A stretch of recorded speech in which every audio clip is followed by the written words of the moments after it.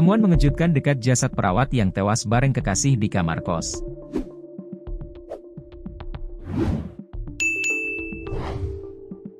Temuan mengejutkan dekat jasad perawat dan pengusaha yang tewas di kamar kos di kawasan Jalan Sidosermo, Surabaya. Diketahui, sejoli berinisial LH dan N ditemukan sudah tak bernyawa di satu kamar kos.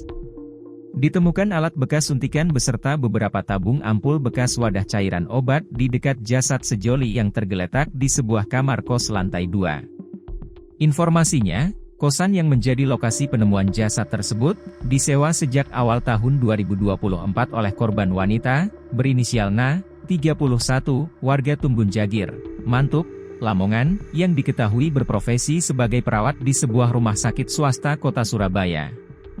Sedangkan, pasangan prianya, berinisial LH, 28, warga Palenggaan, Pamekasan, yang diketahui bekerja sebagai pengusaha, dan sedang menempuh pendidikan magister bidang hukum di sebuah kampus swasta Surabaya.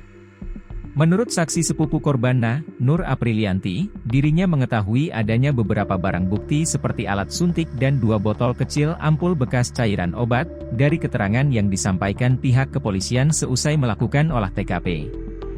Nah, alat suntik dan beberapa ampul obat tersebut tergeletak di dekat jasad kedua korban yang berbeda posisinya. Artinya, alat suntik tersebut tidak sedang dalam keadaan menancap pada bagian tubuh kedua korban. Jasad korban LH dalam posisi terlentang.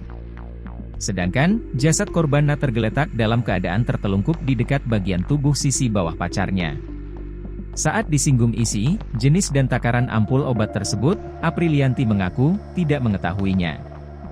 Diinfoin cuma ada suntikan di sampingnya. Ada jarumnya. Katanya ada beberapa ampul. 1 atau 2 ampul. Tapi gak tahu obatnya apa. Itu tabung cairan obat, ujarnya saat ditemui awak media di depan lokasi kejadian. Namun, setahu Aprilianti, korban N tidak sedang menderita sakit kronis yang kerap kambuh secara berkala. Hanya saja, ia mengetahui kebiasaan korban N yang kerap melakukan metode perawatan medis secara mandiri tatkala kondisi kesehatannya sedang drop. Yakni, korban N bakal menyuntikkan cairan obat tertentu, atau melakukan infus cairan obat kepada tubuhnya sendiri.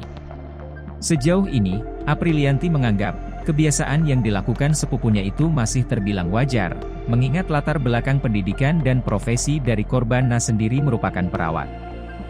Dia perawat, jadwal kerjanya padat. Jadi misalnya sakit gitu. Jadi dia infus sendiri, suntik sendiri gitu, kayak gitu aja sih. Mungkin karena sudah lama enggak satu kos jadi jarang nengokin ke sini, sama ama sibuk juga, pungkasnya. Sementara itu, Kapolsek Wonocolo Polrestabes Surabaya Kompol Haryoko Widi tidak menjelaskan secara detail mengenai sejumlah temuan barang bukti di dekat jasad kedua korban yang tergeletak di kamar kosan tersebut.